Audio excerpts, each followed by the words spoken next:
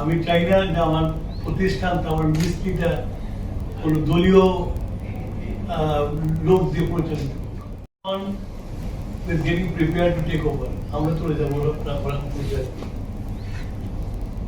আমরা চাই যে আমরা একটা প্রশাসন থাকুক, যে প্রশাসন এর কাছে থাকবে শুধু বাংলাদেশ। আমার যে প্রাইম মিনিস্টার বলছে বাংলাদেশ ফার্স্ট, আমাদের কাছে বাংলাদেশ ফার্স্ট। আমি চাই না যে আমার প্রতিষ্ঠান আমার মিস্ত্রিটা কোনো দলীয় লোক দিয়ে পরিচালিত।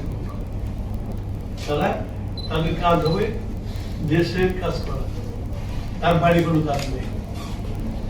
তো সেই জন্যই আমি আপনাদেরকে বলছি, আমি এখানে কাজ করে গেছি, আমি অভ্যস্ত এখানে।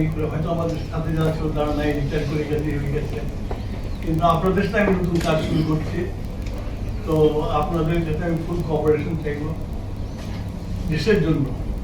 তো এমন একটা সেক্টরে আছি যে এমন একটা সময় আমরা আসলাম যে কালকে থেকে রোজা শুরু হবে, বিদ্যুৎ ছাড়া কিছুই হয় না।